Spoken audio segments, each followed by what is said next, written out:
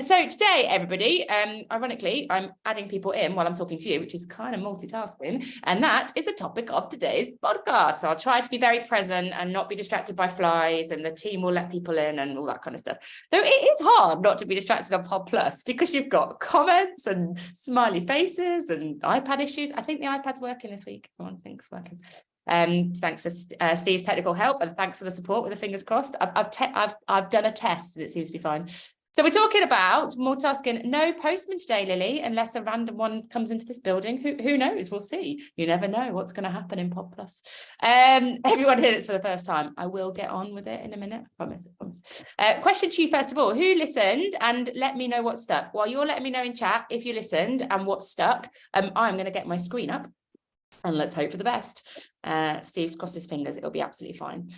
There you go. See the magic of Steve's crossed fingers. Let me know who listened. Oh yeah, but you were so supportive. Sometimes technical help is just, you'll be all right, Helen. We are monotaskers by nature. Yeah, monotasking. So the aim really is for, I think, not necessarily to monotask all the time, but I think for the projects that matter most and where progress is really important, to be able to monotask in those moments. Like, I don't think I'm ever going to completely stop multitasking, but what I recognize is that sometimes multitasking does not work for me or my team or my business. And it's sort of like those moments that we want to get better. It's sort of sticking at the stuff that you start out on was how I thought about it. Dan, yeah, we're not multitasking. We are task switching. That is what the research says. Like we are not these amazing people who can, parallel progress lots of things. What we have is loads of stuff to do, and we task switch between each of them. And I've become way more conscious of it actually, and how ineffective it is, because I'll be writing an email and then I'll think, oh, I haven't done the food shop. And I'll do the food shop, and then I'll think, oh, what was I doing over there? And I come on like, I can't even remember. And the only way I remember it is by opening my phone and looking at all the open tabs. And I'm like, which is basically my brain. And then I go, oh yeah, that's what I was doing. But I'm having to use those triggers to like tell me what I'm doing. It's not, we're task switching, that's what it is. Some chat about Putney. What else? My reflection was that if we're switching so quickly, we lose track of what we do. Yeah, that's an interesting build, Steve. We lose track of what we do and we don't have time to reflect on our successes. So we're doing so much and switching so often that we don't see our successes, which I guess over time would not only affect how effective you are, but it would also affect your levels of self-belief, because seeing your successes is a really important contributor to your self-belief. Interesting. Yes, that is a nice note to move on with, Reg. Monotasking can be trained. It can. This is a skill. We are not doomed with our development. We can do something about this, everybody. So let's do that. I have a few, interesting on people pleasing. I have a few questions for you. Let's see how we get to a bit of a PodPlus collective reflection. On an average day, everyone, and whatever your average day is, wherever you are, whatever you're doing, on an average day, how soon does your multitasking start? How soon? Mine is literally about 6 a.m. when I'm like, oh, I'll do my emails. And then Vivi and I get straight on content. Then I'm also thinking about my kids and my school. Like, it's 6 a.m. Oh, same as you, Em, 6 a.m. Moment you step out of bed. About 6:30, as soon as you start. Like, interesting. Gosh, we basically wake up and we're trying to be multi-potential or something. Alison, work's a trigger for you? So some people have got waking as a trigger. Some people have got working as a trigger. Yeah. Sam, in your sleep. So I did a session. We do these programs with the BBC called In Conversation With, where I basically get to talk to lots of brilliant people that I know and people listen. And I was talking to a guy this week called Adam Brazier, who is one of the co-hosts of the Creative Rebels podcast and also has a business called Graffiti Life. And he's a very creative person. Anyway, he was saying that before he goes to sleep, he'll think of a problem. Like, so let's say you've got something you're like, I don't know, my problem might be, what's the like a proposal that I'm working on, or a presentation I want to create that I'm getting a bit stuck on. He will think that in his head before he goes to bed, and he will trust his brain to solve it while he's asleep and then wake up magically with the solution. It's like, does that work? I mean, I don't know everybody, but I was like, I'm not sure I'd go to sleep. If I was thinking about it, I think I'd like try to process it in the moment, but I don't know, maybe like Sam, maybe your brain's doing all the stuff when you're sleeping. Adam is totally on my level. Follow him. He's a great guy. Adam Brazier. What's your biggest trigger, everyone? His name is Adam Brazier. Like lots of cool businesses and lots of cool things. The podcast is called Creative Rebels. They've been on pause actually since like February 2022. But I think they're coming back soon. Him and a guy called David Speed.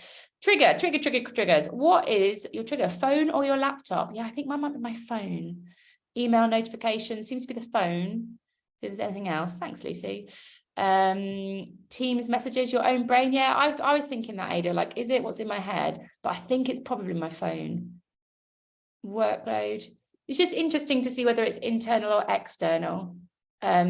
You know, because if it's internal, I wonder whether there are certain things that might be more useful. Like I'm going to talk about gaming your brain, you know, because you kind of need to do something psychologically to train your brain to stick at the thing you start out with. If it's external, probably one of the easiest tactics is to turn it off. Like, I find that very hard, but it probably is. And we're not saying you've got to do this all the time, but just on those projects.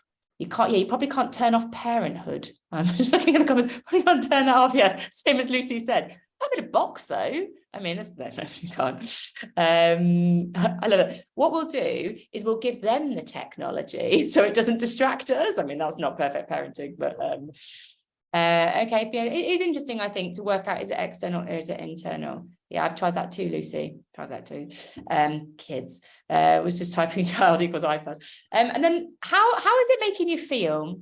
Like, are you okay with it? Are you like, well, I think I'm quite efficient. Am I like, I'm a good multitasker, frazzled, overwhelmed. What else? Exhausted. Yeah. Get tired. Yeah.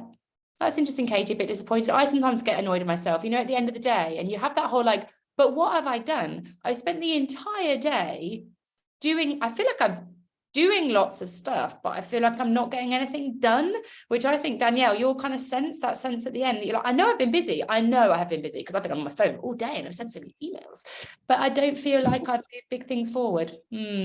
Yeah, it's really frustrating, isn't it? So I feel like you kind of have to connect a little bit with the frustration in order to want to do something different. Because I sometimes think we can talk ourselves into a story where this is just how we get stuff done. Like, this is just how I get stuff. I've got so much to do. I multitask my way through it. So I think you have to kind of reflect on, well, how many days do you want to feel frustrated and frazzled at the end of it and unfulfilled? Probably not. That's not the aim, right? That's not the aim of all these hours we're working.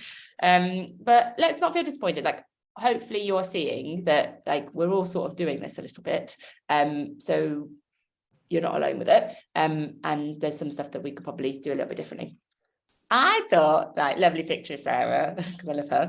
So a team meeting this week. Who is your monotasking role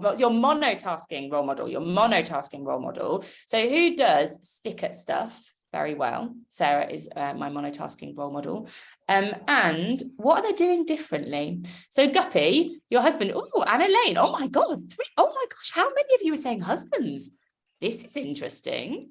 Whoa, what are these men doing? Are we doing it all? Is that what's going on here? Is that part of the problem? Okay, well, so what are they doing? So if I think about Sarah, she is very clear on what she wants to achieve, very clear, and she's very boundaried about stuff. So she doesn't feel bad about it, actually. I think that Sarah's a very lovely, supportive person, but she doesn't have a lot of emotion around guilt.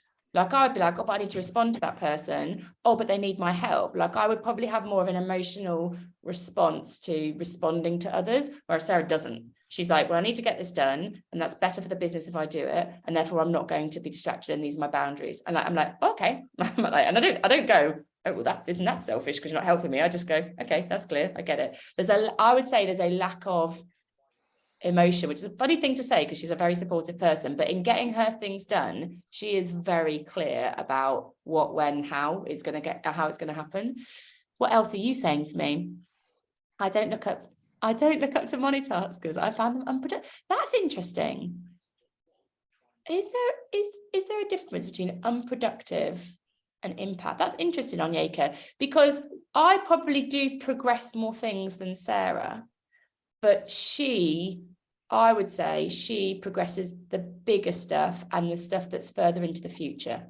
So I probably am more productive than Sarah on an output basis, But when I look at impact, because she sort of works on the further out, so she's not so driven to multitask on the immediate, and so she's more monotasking on things that are further away and things that take longer to do. So maybe productivity is the wrong framing. I don't know. A close friend who's a doctor who was absolute laser focused, very good at defending his boundaries and saying no. Just think there's a confidence and a clarity that goes along with it. Danielle, similar black and white mentality, get on with it. It needs to get done. This is how I need to do it. No distractions, no guilt. So I wonder whether some of this stuff there's a little bit of a confidence gremlin that goes alongside this stuff.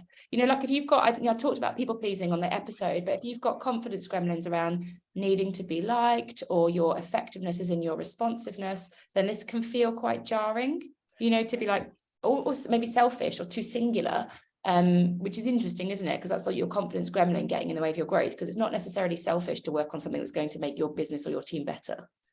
But there's a bit of framing there that could be a little bit unhelpful. What have we got in here? Partner's a thinker. Yeah, is this harder for doers than thinkers? Like I'm a doer, Sarah's a thinker. Maybe that's a natural profile. Oh, that could be interesting mentoring, couldn't it? If you get peer mentored by somebody who's your opposite, does it help you to monotask a bit more? I see a 4-box matrix.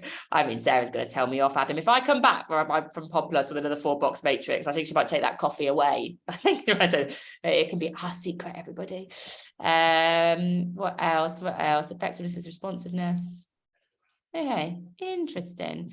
What's Guppy saying? It's gone now. Guppy saying, even when it comes to things like cleaning, my husband will focus a room at a time while I will finish a task in one room and then just get checked by another. Yeah. I'm literally walking around my house at the moment, just getting distracted. We're having our windows and doors done, and I go in to get something, and I'm like, oh, this is a mess, and I'll do something else, and I go down. When you go downstairs, and you're like, oh, I mean, it's just unproductive, isn't it? Interesting. Okay, so I think it is. I'm intrigued by Onyeka's comment about, do we aspire to these monotasking role models?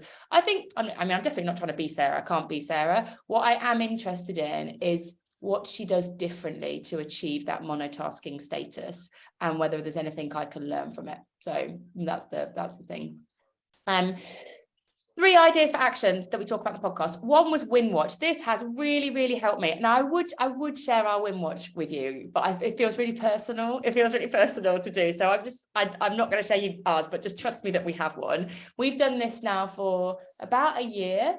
And we set a new one every quarter, and it just has, like, Sarah and I talk, like, what do we want to work towards this quarter? And so it might be like, one of the things, I'll tell you some of the things that are on there. We had our good growth guide. So one of the things that we've created for our team is these good growth guides, and we want everybody by the end of the quarter to have their good growth guide in place. And that's really important to us, because it keeps us all aligned, and it makes sure that we're all working towards the same thing, and that the principles that our business will grow on are the same for everybody. And so that it doesn't matter what else we do, that is really fundamental, that we get good growth guides in place. And the other thing that we want to do is we want to progress some book ideas, which is a little bit unspecific, but there are we want to make progress on a couple of very specific book ideas that we've got, sort of Squiggly book 3. And there are some other things that are important to both of us. There's some stuff on podcast growth, actually, having some conversations about how we grow the podcast beyond where it is today, and having the Win Watch, and we come back to it. And Sarah and I will often red, amber, green things. So when we're reviewing it, probably on a monthly basis, so we set them quarterly and then we review it monthly, we'll be like, oh, is it red, amber, green? And it is just a reminder. I'm like, oh, do you know what? I do need to send that email, or I do need to get that meeting in place. And I think if we didn't have the Win Watch, a lot of this stuff wouldn't get done. It includes things like writing our HBR articles.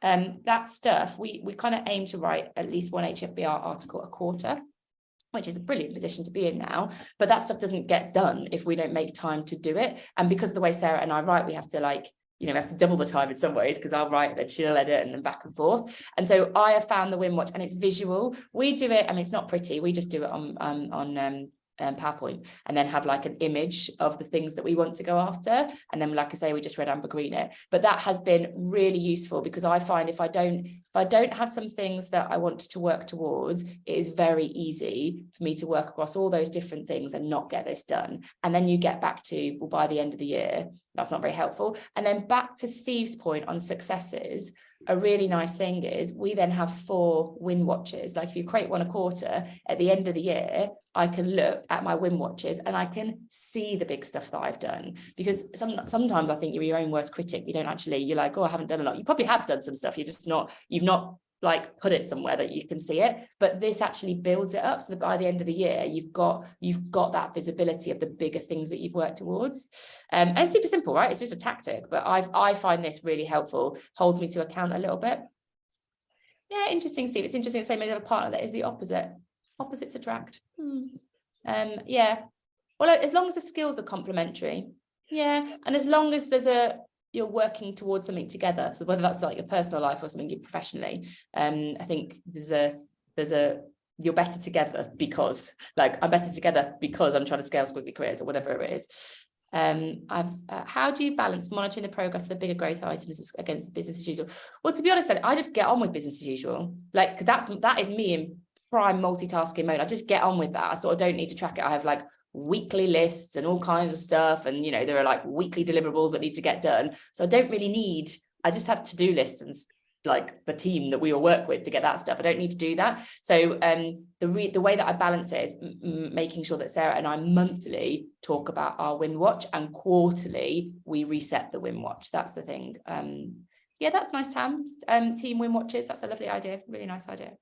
The other one to talk about is about gaming your brain. This appeals to me because I like things like, if you know me, I like Peloton, though I haven't been on Peloton for a while, it's very sad. And things like Duolingo, where they'll take a big thing like learning a language, or I don't know, getting fit, rather big thing, and then they'll break it down into chunks. And then basically what we're trying to do is game our brain by sort of going, well, if I'm trying to do Duolingo, for example, it just becomes 5 minutes a day. But then if I do that every day, I sort of get these like streaks, and then you don't want to lose your streak. And I think if you can take something big you want to do, remember with monotasking, we're not trying to be monotasking robots all the time. I think we're thinking about what are the projects we really want to progress that could be at risk if we don't do this, whether it's a project or a presentation. I think if you can break it down into like a series of streaks, then you get to the end point because you don't want to lose the streak. And it's just gaming your brain. Like our brain, that's why these things are addictive. It's why we like them. So we're just going to borrow it. I think it is useful to visualize it, because it's for me, when I see Peloton or when I see Duolingo, it's visualizing that streak that I think is useful. There is, I was actually looking, I've got some questions to ask you at the end about a summer series we want to do, to see if you've got any ideas. But as a result of me doing some of my own looking for this summer series, there are tools like Habit Tracker that can do this for you. So if you like a bit of tech, Habit Tracker is free, and it can visualize your own streak. So you could put your project in and you could do that. And so if you like that, that might be useful. And there are a couple of other free ones too. What else? New hybrid world is built. Hang on one second. I'm just going to mute everyone, if that's all right, just in case someone starts having a conversation with their partner about something they do not want to hear. So here we are. I'm just going to mute everyone. There we go. So yeah, then there might be other tools that you can do it, or you might not need tech. Tech could be one of your triggers. So if tech is one of your triggers, I would say go retro and have a piece of paper, because all that's going to happen is you're going to end up being like multitasking whilst you're on that device. Do not worry, Katie. I've just had some embarrassing moments where people have been on camera and I'm off mute and they've not realised it, and I wouldn't want that to happen to any of you. Duolingo is ambiguous. It's effective because it makes you continue because of the rewards, but I've had the impression that the learning did not really happen, too superficial. I don't know. I feel like I know a little bit more. I mean, it's random knowledge that me and my 8-year-old have now, but maybe it's personal. It's worked for me. But again, my brain quite likes gamification, so it does work for me. Jerry Seinfeld does this with writing. He has a calendar and marks off the days that he's written something. Yeah, like a writing streak. That's really nice. Really nice. Pomodoro app. Adding a plant. Lauren, there is an app. I've forgotten what it's called. Someone might know. But basically, like, you put some money in.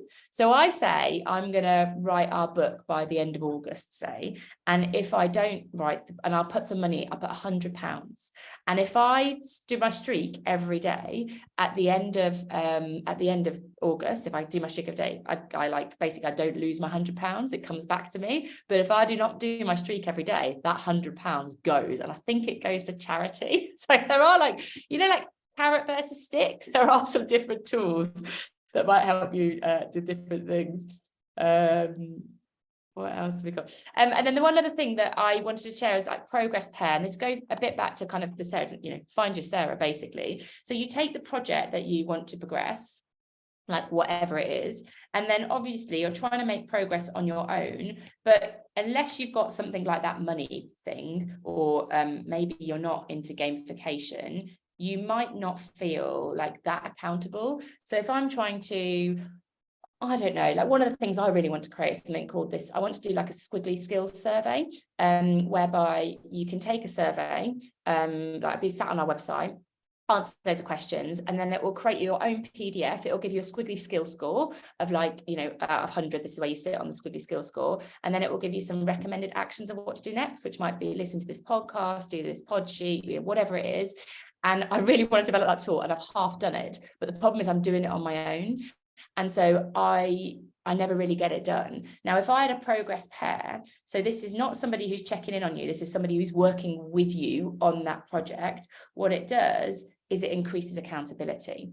And I think if you know you are a multitasker, and you also know that you've got an important project you want to progress, I would suggest you find somebody that you can work on with it, because it will increase accountability and it will increase the commitment to each other, because you're not going to want to let each other down. You probably get it done quicker and you won't be as distracted by it, and it's probably going to be better because you've got two brains on it rather than one. So there's all kinds of benefits. But and my progress pair might not be Sarah, it might be somebody else. It might be like Vivi that's here or something like that. But Vivi and I worked on the Squiggly Careers A to Z together. Vivi would create it, and I think we kept each other going. I mean, that was like half a year, because every week 26 letters in the alphabet, that was half a year that we kept at it. But I think we were good progress pairs together on that. So whatever that project is, find the person who you could progress it with, might be useful. Reminds me of Gretchen Rubin's work on the 4 tendencies.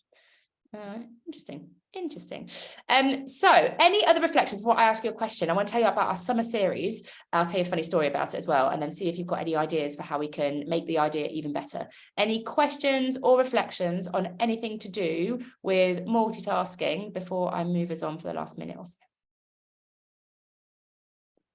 I'm not seeing anything. You can pop it in if you've got it. But let me ask you some questions. So Sarah and I were thinking about summer. So in August, I'm out of Amazing If in some ways in August, because I've got to have a big operation at the beginning of August. And Sarah is going to be doing lots of writing as well in August. I'll hopefully be doing lots too.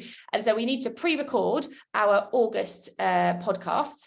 And we were trying to work out what we're going to do. And we're thinking we might do a series on Squiggly skill sprints. So basically, this will be every day in August. There will be a 5-minute episode that you can listen to, and it will be on feedback, for example, building relationships, personal brand. Each episode will be 5 minutes long, and we will talk about what it is, why it's important, and Sarah and I will share if you do one thing. I'll be my if you do one thing on feedback, do this. Sarah will do her if you do one thing on feedback, it'll be this. And then we'll give you a recommended resource or a go-to guru.